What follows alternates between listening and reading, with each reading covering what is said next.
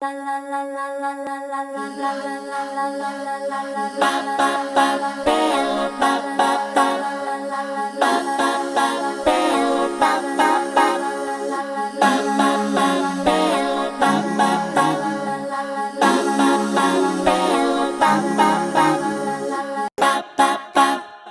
is a question from my side, say like with China and USA getting on to the top of technology and companies going like $1 trillion market capitalization, three companies, five companies, whatever in USA and in China, some of those companies going up in the market cap.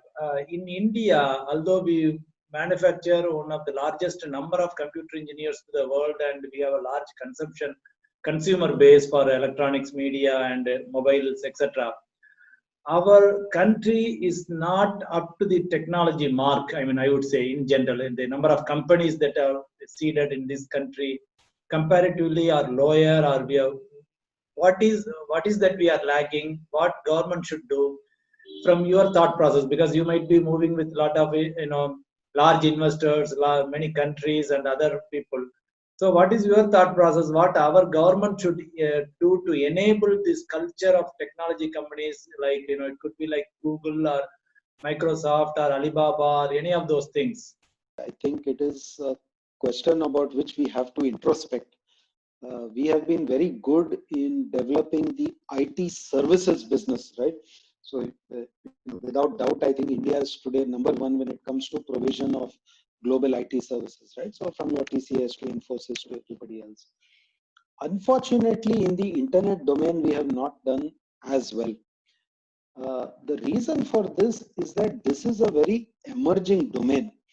And if you see the attitude of governments and regulators in the US, I would say even China, they have been okay with companies exploring regulatory gaps, exploring arbitrage in terms of setting up new business models and then seeing how those business models evolve over time.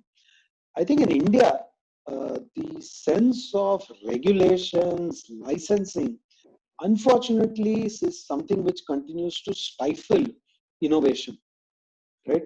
In India, to do anything, you first need the license.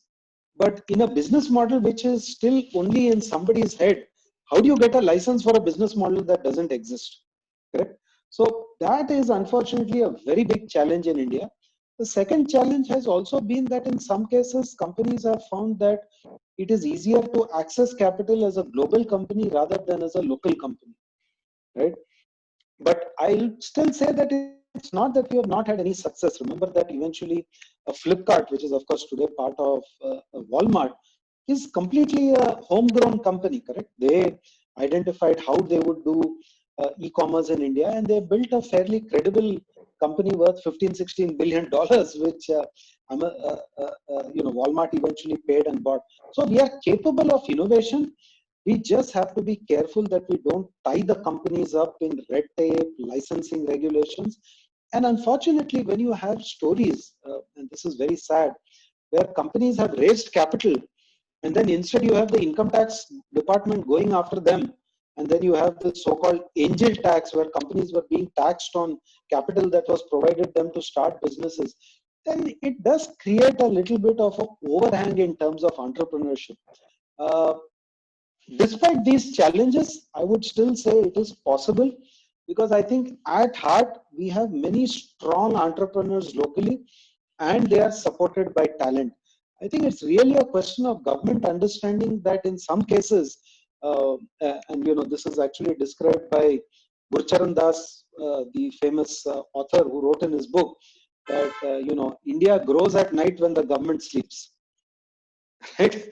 And some people say that that is the reason for success in IT services. Government did not notice and suddenly this industry mushroomed. But that is an unfair argument, because there were actually people like our former telecom secretary Vittal, who was also the CVC head, who actually played a very instrumental role in creating that enabling environment for IT services to grow. Something similar is required in the domain of IT startups. If you tie them up with licensing, red tape, angel tax, then you are stifling innovation.